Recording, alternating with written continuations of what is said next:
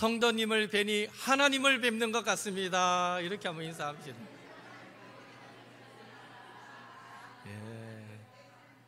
예.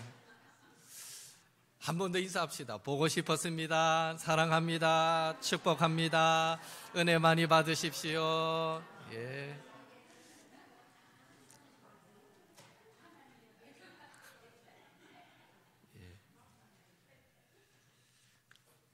진짜 우리 옥토의 성도들은 서로가 서로를 볼 때 누구라도 나 저 사람 보기 싫은데 이런 분이 한 분도 없기를 바랍니다.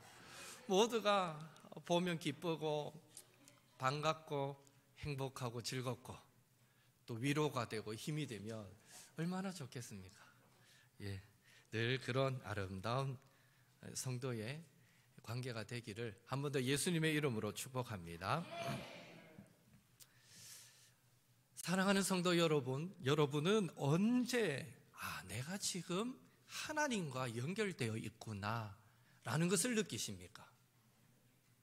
언제 느끼십니까? 당연히 지금처럼 예배할 때일 것입니다. 하나님의 집인 이 성전에서 예배할 때 우리는 하나님 안에 거하는구나 라는 느낌을 가질 수 있습니다. 물론 졸면 안 됩니다. 예. 또 졸면 그 나름대로 편안함이 있을 수 있겠네요. 그러나 우리가 예배를 잘 드리면 그 안에서 내가 지금 하나님 안에 있구나 라는 것을 느낄 수 있습니다. 성경 말씀을 읽을 때일 것입니다. 하나님의 말씀이 꿀보다도 초콜릿보다도 더 달게 느껴지면서 속속 마음에 들어올 때 우리는 하나님께서 지금 직접 나에게 말씀하시는구나 라는 것을 느끼게 되는 것입니다. 기도할 때 우리는 하나님께서 지금 바로 내 곁에 앉으셔서 내 기도를 듣고 계신다라는 것을 느끼게 됩니다. 찬양할 때 우리는 마치 하나님의 품에 안긴 것처럼 포근한 느낌을 가지게 되는 것입니다. 이렇게 우리는 예배와 찬송과 기도와 말씀 안에서 천국을 미리 경험합니다. 이는 천국에서도 마찬가지일 것입니다. 지금은 주님을 마치 쇠로 만들어진 고대의 거울, 지금 거울은 너무 선명하게 잘 보이는데 바울이 지금은 거울로 보는 것 같이 희미하나 할 때 그 거울은 고대의 쇠로 만든 거울이죠. 아무리 봐도 선명하게 보이지 않는 희미하게 보이는 거울이었습니다. 지금은 주님을 마치 그 고대의 거울로 보는 것 같이 희미하게 보이지만 천국에서는 얼굴과 얼굴을 대하여 보는 것 같이 선명하게 우리는 주님을 보게 될 것입니다. 그러면서도 특히 천군 천사와 함께 하나님을 예배하는 그 하늘 성전 예배에서 우리는 더 감격적으로 하나님을 느끼며 찬양하게 될 것입니다. 여러분이 기대하시는 저 천상에서의 하늘 예배의 모습은 어떻습니까? 천국에서의 예배를 생각할 때 여러분은 어떤 상상을 하십니까? 이번 주, 다음 주 두 번에 걸쳐서 나눌 말씀이 이런 하늘 성전 예배의 모습을 담고 있습니다. 요한계시록 4장, 5장은 사도 요한이 하늘의 열린 문을 통해서 하늘로 올라가서 보좌에 앉아 계시는 하나님과 또 한 어린 양 예수님께 예배하는 하늘 성전 예배의 장면을 환상 중에 기록하고 있습니다. 요한이 본 예배의 장면을 간단하게 묘사하면 첫째로 하늘 성전 중심에는 보좌가 놓여 있고 그 보좌 위에는 하나님이 앉아 계셨으며 그 보좌 앞에는 7 등불을 켠 것이 있었고 그리고 오늘 본문에는 묘사되어 있지는 않지만 당연히 하나님의 보좌 우편에는 어린 양 예수님이 앉아 계셨습니다.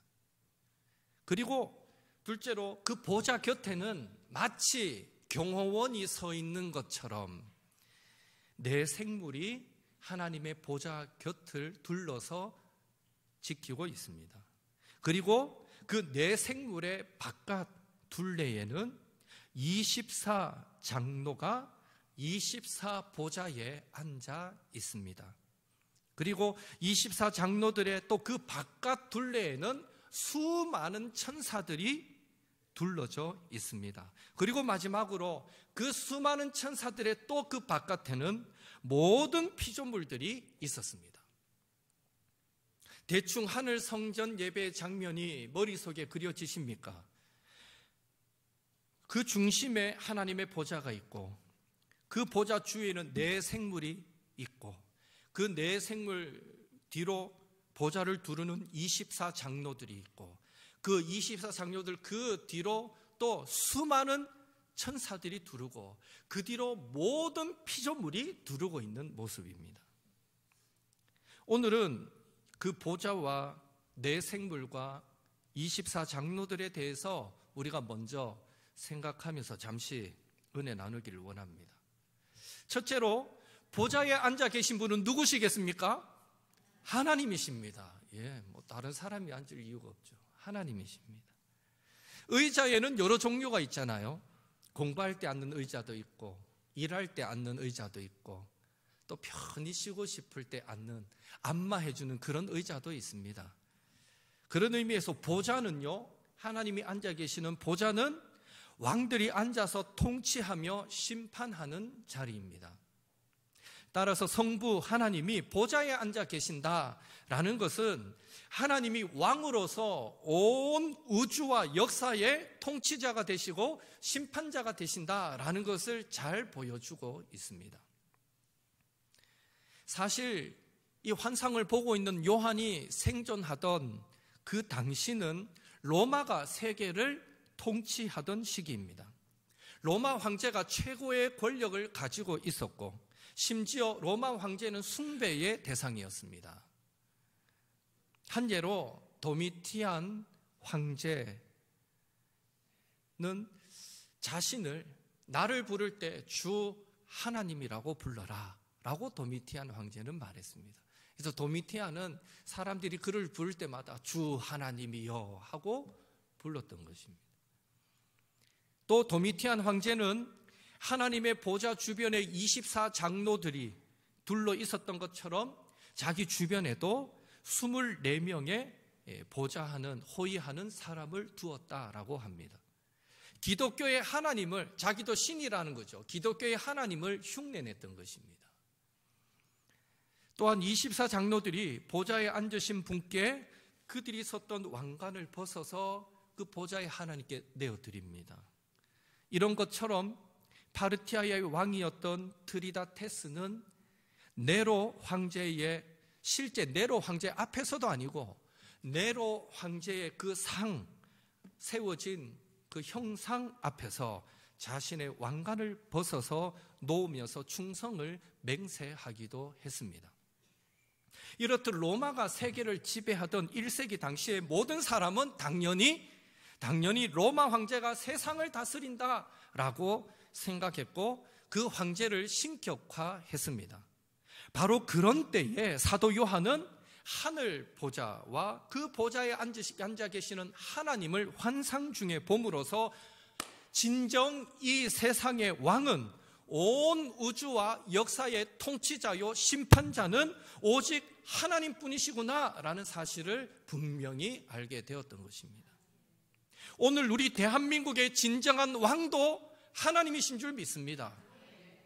대한민국의 통치자는 사람이 뽑은 대통령도 아니고 이 땅을 좌지우지하는 것처럼 보이는 권력자들도 아니라 오직 하나님이신 줄 믿습니다. 비록 지금 이 나라가 어수선하고 전 세계적으로 경제가 어려운 이때조차도 우리는 다 헤아려 알 수 없지만 하나님께서 지금도 놀라운 섭리 가운데 이 땅을 다스리고 통치하고 계시는 줄로 믿습니다. 우리가 참 아름다워라 이 찬양을 불렀는데요. 주중에 제가 딸에게 그랬어요. 겨울은 앙상한 가지만 있고 나무도 그렇고 꽃도 없고 참 그렇다 이러니까 아빠 무슨 소리 하는 거야? 겨울은 겨울 나름대로 아름다운 거야. 한 방 먹었습니다. 맞다. 예. 겨울은 겨울대로 하나님이 다스리시는 줄 믿습니다. 마찬가지 지금 우리 눈에 힘들고 어렵고 모든 상황이 좋지 않아 보이지만 우리는 그 하나님의 다스림 앞에 그 깊은 뜻을 다 헤아려 알 수는 없지만 지금도 하나님의 다스림은 아름다운 줄로 믿습니다. 우리의 직장의 진정한 사장님도 하나님이시고 우리 가정의 진정한 호주도 남편과 아내 중에 말빨 센 사람이 아니라 하나님이신 줄 믿습니다. 이런 확신 속에 매 순간 전능하신 하나님, 나를 통치하여 주소서. 실수가 없으신 하나님, 내 삶 가운데 임재하시고 나를 다스려 주소서. 기도하면서 하나님의 통치와 다스림을 받으며 살아가시는 우리 옥토의 모든 성도님들 되시기를 예수님의 이름으로 축원합니다. 우리 서로 인사할까요? 하나님이 우리의 왕이십니다. 이렇게 인사하죠. 하나님이 우리의 왕이십니다. 그렇다면 보좌에 앉으신 하나님을 요한은 어떻게 묘사하고 있습니까? 4장 3절 함께 읽겠습니다. 앉으신 이의 모양이 벽옥과 홍보석 같고 또 무지개가 있어 보좌에 둘렀는데 그 모양이 녹보석 같더라. 지금 요한은 보석의 아름다운 색깔로 하나님이 어떤 분이신가를 묘사해 주고 있습니다. 벽옥, 영어로는 제스퍼라고 번역하더라고요. 그래도 그게 어떤 보석인지 모르겠어서 인터넷을 검색해 봤는데 다양한 어떤 성분을 포함하느냐에 따라서 붉게도 보이고 또 녹색으로도 보이고 갈색으로도 보이고 다양한 형태의 색깔을 띠는 보석으로 제스퍼가 있더라고요.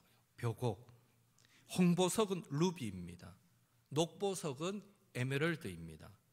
모두 하나님이 어떤 분이신가에 대한 암시입니다.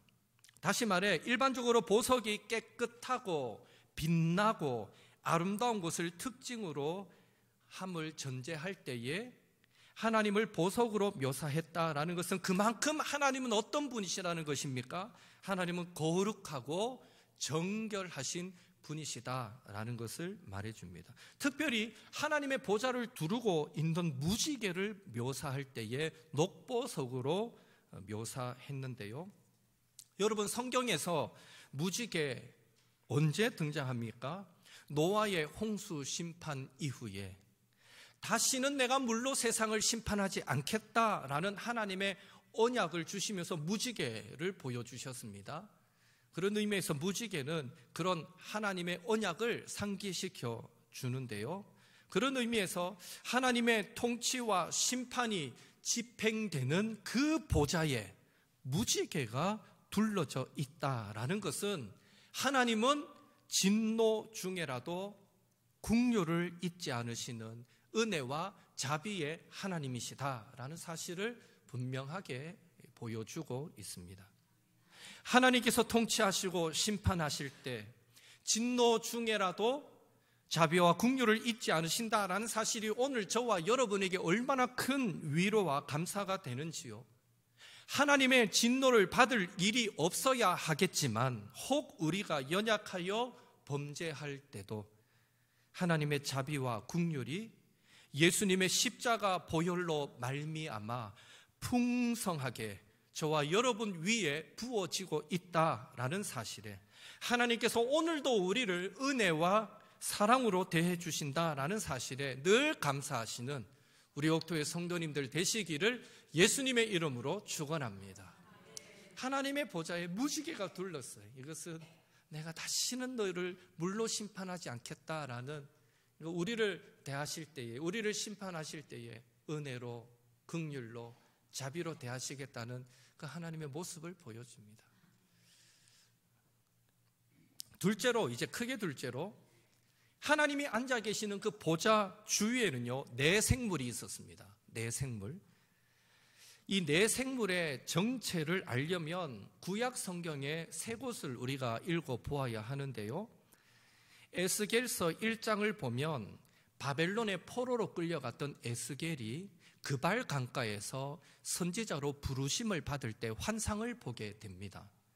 그때 환상을 볼 때에 굳이 표현한다면 하나님이 나타나실 때 어떤 모습이었냐면, 하나님의 보좌가 막 움직이거든요. 이동식 전차 보좌를 마치 타고 오신 것 같은 여호와의 모습이 그 환상 중에 보였고, 그때 하나님의 그 보좌를 모시고 있는 네 생물의 형상을 에스겔이 보았습니다. 그 네 생물은, 에스겔이 보았던 네 생물은 네 개의 날개를 가지고 있었고, 또한 각각 사자와 소와 사람과 독수리의 얼굴을 하고 있었습니다. 그리고 에스겔서 10장에 가보면 네 생물의 이름을 친히 그룹이라고 밝혀주고 있습니다. 그룹, 그들의 이름을 그룹이라고 부르고 있고, 그래서 그룹은 보좌에 계신 하나님을 모시는 천사를 의미한다라는 사실을 우리는 알 수 있습니다. 그리고 이사야 6장을 보면 이사야 선지자도 성전에서 환상 중에 높이 들린 그런 하나님을 보게 됩니다. 그때 이 이사야가 본 환상에서는요, 날개가 4개가 아니라 6개의 날개를 가지고 있는 천사를 보게 됩니다. 에스겔은 4개의 날개, 이사야는 6개의 날개를 가진 그 천사를 보게 되고요, 그 천사들이 보좌에 앉으신 하나님을 향해서 찬양을 하는데 거룩하다, 거룩하다, 거룩하다 라고 외치며 삼중 거룩 찬양을 드리는 장면을 이사야 선지자는 기록하고 있습니다. 이들의 이름을 이사야는 스랍이라고 불렀습니다. 에스겔은 자기가 본 천사를 그룹이라 불렀고, 이사야는 자기가 본 천사를 스랍이라고 불렀습니다. 우리는 이 스랍도 보좌에 계신 하나님을 모시고 있는 천사다라는 사실을 알 수 있습니다. 종합해 볼 때 이 구약에 산발적으로 나오는 이 천사들의 묘사를 종합해 볼 때 우리는 보좌에 앉으신 하나님 주변에는 언제나 스랍 혹은 그룹이라고 불리는 천사들이 있음을 알 수 있습니다. 그런데 요한이 보았던, 오늘 계시록에 나오는 요한이 보았던 이 네 생물은 놀랍게도 구약의 에스겔과 이사야가 보았던 그 그룹과 천사의 결합된 모습이었다라는 것입니다. 요한이 보았던 천사는 6날개가 있고요, 그리고 각각 사자, 소, 독수리, 사람의 형상을 했습니다. 요거는 에스겔이 보았던 모습과 이사야가 보았던 모습이 혼합된 형태로 드러난 모습이었습니다. 결론적으로 요한이 보았던 네 생물은, 스랍이나 그룹은 각각 다르게 존재하는 천사들이다라기보다는 보편적인 해석은 그들 모두는 하나님의 보좌를 가장 가까이 모시고 있는 동일한 천사들이다라는 것입니다. 때를 따라서 다양한 모습으로 선지자들에게 나타났다라고 이해할 수 있다는 것이죠. 그리고 이 네 생물은 각각 사자, 소, 독수리, 사람의 얼굴을 하고 있는데요, 실제로 그렇게 생겼다라기보다는 1장에서 금초대, 7 금초대가 소아시아 7 교회를 상징했던 것처럼 천사들의 그 네 생물의 모양을 하고 있다라는 것은 천사들 그 각각의 신분과 사역에 대한 묘사였다라고 우리는 이해할 수 있습니다. 사자는 동물의 왕입니다. 소는 고대로부터 인간에게 가장 귀하게 여겨진 가축이었습니다. 독수리는 새들의 왕입니다. 사람은 모든 피조물의 으뜸입니다. 따라서 이 네 생물은 모든 피조물을 대표하는 존재다라는 것을 알 수 있습니다. 그래서 계시록 4장, 5장에 보면 가장 먼저 모든 것들을 대표하는 네 생물이 하나님을 예배하니까 이어서 24장로들이 하나님을 예배하고 다시 이어서 수많은 천사들이 하나님을 예배하며 마지막에는 모든 피조물들이 하나님을 예배하였던 것입니다. 그런 의미에서 이 네 생물의 역할은 모든 피조물의 대표로서 보좌에 앉으신 하나님께 인간과 천사와 만물이 함께 예배하는 것을 돕는 역할이었다라고 우리는 이해할 수 있는 것입니다.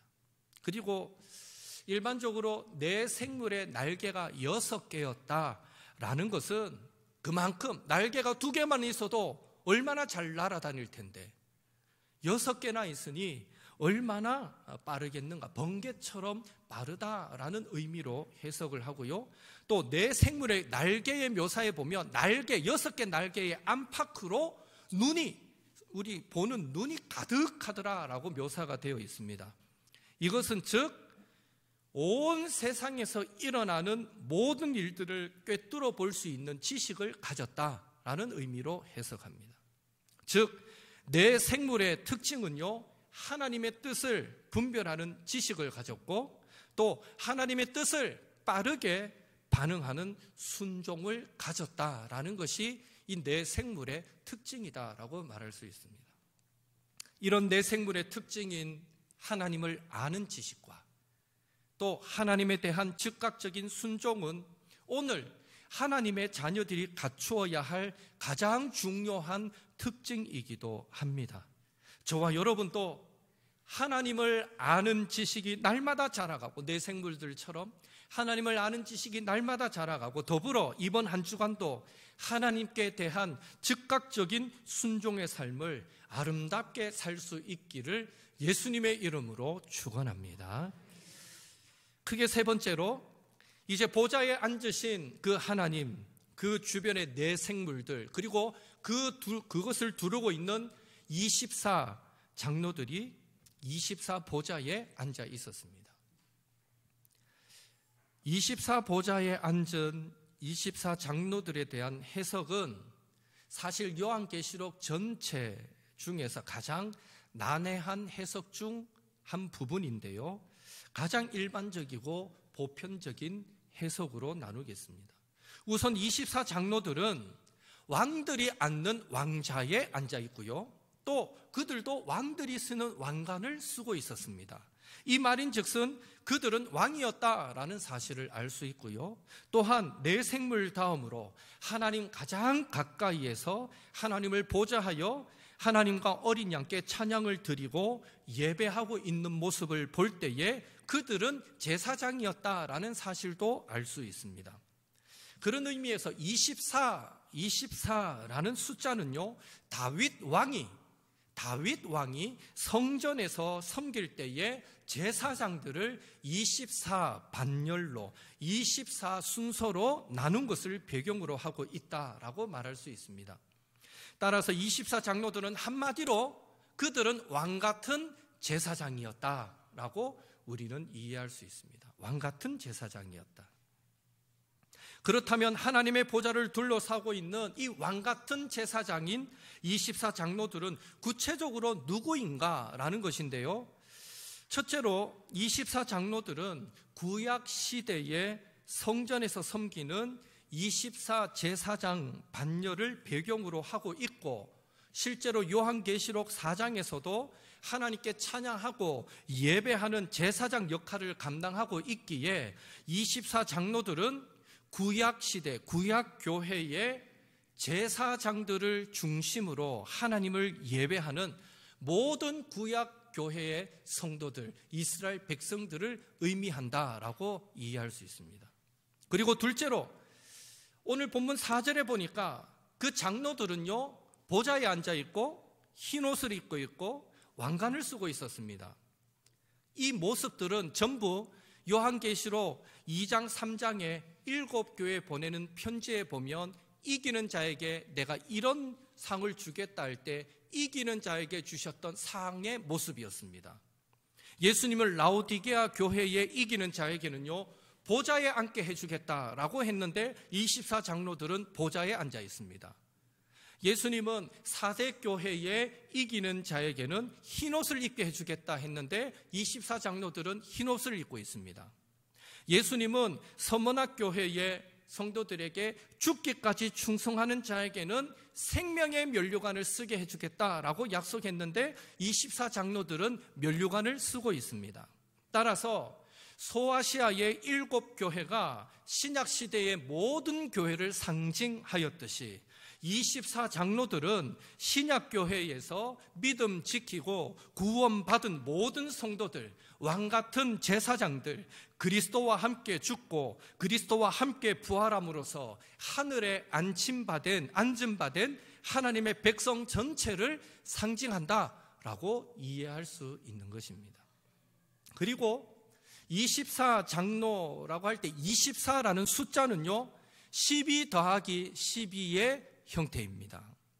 성경에서 12라는 숫자는요 하나님의 백성을 상징하는 숫자입니다. 12는 하나님의 백성을 상징합니다.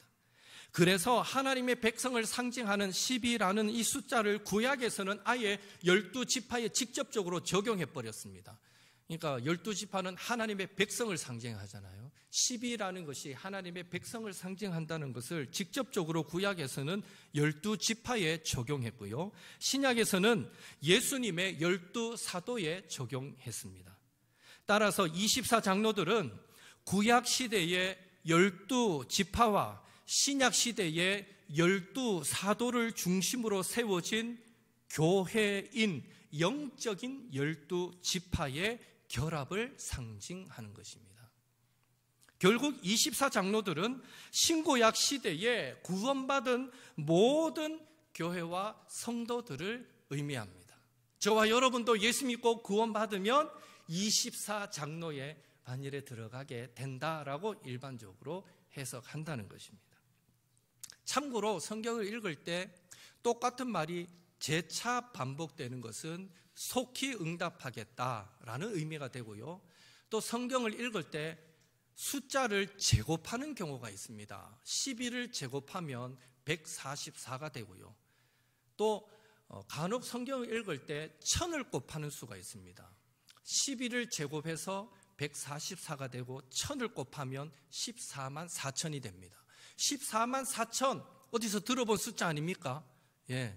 천국에서 묘사되는 하나님의 백성의 각 지파가 12,000명씩 기록되어 있고 그것이 다 합해지면 14만 4천으로 묘사가 되거든요. 그래서 하나님의 백성 12라는 숫자의 제곱의 의미는 완전하다라는 의미입니다. 성경에서 제곱을 쓸 때는 완전하다라는 것을 의미합니다. 그래서 12라는 숫자가 하나님의 백성을 상징하고 144라는 것은 하나님의 백성이 완전해졌다라는 것을 의미하고 또 1000을 곱하는 것은 성경에서 풍성하다, 차고 넘친다, 많다라는 것을 의미하는데 그 완전한 하나님의 백성이 14만 4천이 되었다. 1000이 곱해질 때에 너무너무 많아졌다라는 것을 의미하는 것입니다. 14만 4천은 그러니까 예수 믿고 구원받아 천국 백성 된 성도들이 셀 수 없이 너무너무 많다라는 그런 상징적인 의미가 되는 것입니다.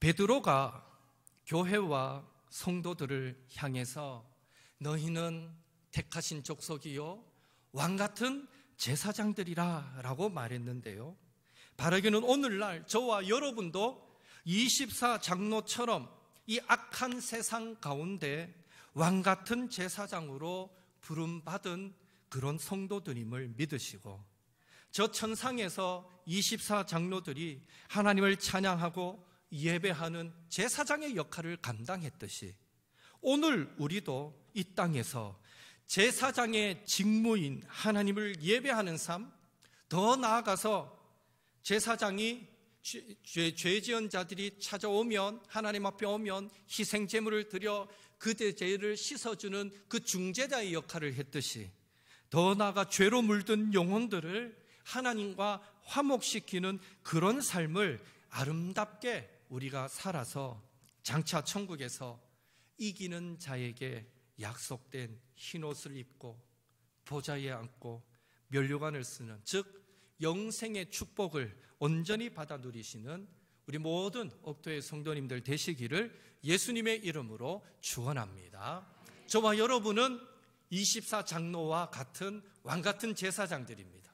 그래서 우리는 하나님을 예배하는 삶을 살아야 됩니다. 우리는 많은 죄인들이 하나님께 나오고 죄 씻음 받을 수 있도록 돕는 역할을 하며 살아야 됩니다. 우리가 이 땅에서 그 역할이 내 역할이다 라는 것을 꼭 기억하시고 아름답게 거룩한 왕같은 제사장의 삶을 이 한 주간도 힘있게 살아가시기를 예수님의 이름으로 축복합니다. 우리 함께 기도하겠습니다. 오늘 나눈 말씀 기억하시면서 같이 기도합시다. 온 우주와 역사의 통치자이신 하나님, 진노 가운데 자비와 긍휼을 잊지 않으시는 무지개 같으신 하나님, 나라와 교회와 가정 가운데 임재하시고 은혜와 사랑으로 다스려 주옵소서. 보자곁 내 생물처럼 하나님의 뜻을 분별하는 지식을 소유하게 하시고 하나님의 뜻에 빠르게 반응하는 순종의 삶을 살게 하옵소서. 24장로들처럼 하나님을 예배하고 죄로 물든 영혼을 하나님과 화목시키는 왕같은 제사장의 삶 살게 하옵소서. 하나님, 내가 이런 삶을 살도록 도와주옵소서. 오늘 나눈 말씀 기억하시면서 하나님의 선하신 통치를 기대하시고 왕같은 제사장으로서의 삶을 소망하며 이 시간 함께 합심하여 기도하겠습니다. 사랑의 하나님, 주님 은혜 감사드립니다. 오늘 말씀을 통하여 하나님은 온 우주와 역사의 통치자이심을 살펴보았습니다. 오늘 말씀을 통하여 하나님은 진노 중에라도 자비와 긍휼을 잊지 않으시는 분이심을 살펴보았습니다. 주여, 그래서 오늘도 그 하나님을 기대합니다. 하나님, 이 대한민국과 우리 교회와 그리고 우리 성도들의 가정 가운데 임재하여 주옵소서. 친히 주여 임재하셔서 우리를 주님의 은혜로, 주님의 자비로, 주님의 사랑으로 다스리시고 통치하여 주옵소서. 전능하신 하나님이 다스리시며 하나님, 우리의 가정이, 우리의 일터가, 우리의 교회가, 이 나라가 가장 합력하여 선이 되는 길로 나아가게 될 줄 믿습니다. 하나님의 그 선하신 통치를 기대하고 하나님의 그 완전한 다스림을 기대합니다. 하나님 찾아오시옵소서. 우리의 생활 가운데 찾아오시옵소서. 우리의 가정과 일터 가운데 찾아오시옵소서. 오늘 우리 교회 가운데 찾아오시옵소서. 하나님이 대한민국 가운데 찾아오시옵소서. 하나님이 친히 다스려 주심으로 아버지여, 우리가 그 하나님으로 인하여 기뻐하며 하나님으로 인하여 회복되며 하나님으로 인하여 감사와 찬송이 끊이지 않는 우리 모든 주의 백성들이 되게 아버지여 인도하여 주시옵소서. 오 주여, 간절히 소망하기는 우리도 내 생물들처럼 하나님 아버지여 빠르게 하나님의 말씀에 순종하는 그런 믿음을 소유하게 되기를 원하고, 특별히 하나님을 더 깊이 알아가고 하나님을 더 풍성히 알아가는 지식이 있기를 원합니다. 하나님을 바르게 알고 아버지 하나님을 아름답게 섬길 수 있는 우리 모든 옥토의 성도들이 되도록 주여 도와주시옵소서. 특별히 주여, 우리도 24장로들처럼 예수 믿고 구원받아 아버지여 이미 왕같은 제사장이 된 주님의 자녀들임을 믿습니다. 하나님, 우리가 이 땅을 살아갈 때에 하나님을 높이고 예배하는 자로 살게 도와주옵소서. 더 많은 사람들을 하나님 앞으로 이끌고 아버지여 그들을 하나님을 예배하는 자로 만드는 역할 우리가 아름답게 감당하며 살아가게 도와주시옵소서. 하나님, 우리가 이 땅을 살아갈 때에 해야 할 일들이 많이 있지만 특별히 하나님으로부터 우리가 받은 사명이 왕같은 제사장이라는 사실을 잊지 않게 도와주시고, 주여, 우리가 흩어져 살아가는 한 주간의 삶도 하나님을 예배하는 삶이 되게 도와주옵소서. 가정에서도 일터에서도 하나님을 예배하는 삶이 되게 도와주옵소서. 친구들과의 만남 속에서도 하나님을 예배하는 삶이 되게 도와주시고, 거래처 많은 거래하는 아버지 사람들과 만나는 그 순간에서도 하나님을 예배하는 자가 되게 도와주시옵소서. 하나님, 우리가 어디 있든지 예배자로 서게 도와주시며 아버지 하나님을 향하여 아버지 거룩하다 거룩하다 거룩하다 하나님을 높이고 경배하는 자의 삶을 아름답게 살아갈 수 있도록 주여 인도하여 주시옵소서. 아무쪼록 주님, 우리의 삶이 정말 주님의 기뻐 받으실 아름다운 삶이 되기를 원합니다. 주여 도와주시옵소서. 주여 인도하여 주시옵소서. 주님, 하나님 감사합니다. 내가 믿는 하나님이, 우리가 믿는 하나님이 온 우주와 역사를 섭리하시고 주관하시고 통치하시고 다스리시는 하나님이심에 감사합니다. 그 하나님의 보좌는 무지개가 둘렀고 그 하나님은 진노 중이라도 자비와 긍휼을 잊지 않으시는 하나님이심에 감사합니다. 그 하나님 이번 한 주간도 우리와 함께 하시고 우리를 다스려 주심을 기대할 때에 우리에게 소망이 되고 기쁨이 됩니다. 주여, 이 한 주간 붙잡아 주옵소서. 친히 성령을 통하여 충만케 기름 부어 주시고 우리의 언행 심사를 주장하여 주시고 우리의 가정과 일터를 붙잡아 주시며 우리의 삶의 순간순간 하나님 동행하셔서 다스려 주옵소서. 통치하여 주옵소서. 우리의 삶의 모든 순간에 하나님이 우리의 왕이십니다. 하나님이 우리를 지금 다스리고 계십니다. 이 믿음의 고백이 분명하게 서 있게 도와주시고 그 하나님 앞에서 또 아름다운 삶을 살아가는 저희들 모두가 되게 주여 인도하여 주시옵소서. 특별히 우리도 내 생물처럼 하나님을 아는 지식이 더 깊어지게 도와주시고 하나님의 선하시고 온전하시고 기뻐하신 그 뜻을 온전히 분별하게 만들어 주시며 하나님의 뜻을 알 때에 즉각적으로 순종할 줄 아는 그런 믿음도 우리에게 허락하여 주시옵소서. 더불어 주여, 우리는 왕같은 제사장들입니다. 이 땅을 살아갈 때에 우리의 가장 중요한 부르심은 예배자로 서는 것이고 또한 많은 죽은 영혼들을 하나님께로 이끄는 것입니다. 이것을 이 한 주간 잊지 않게 도와주시고 늘 그것들을 우리 가슴에 새기고 우리가 구체적으로 살아가는 삶의 현장에서 열매로 드러내며 살아가는 저희들 되게 도와주옵소서. 이 한 주간도 우리를 통하여 하나님 영광 받아 주옵소서. 예수님의 이름으로 기도하옵나이다. 아멘.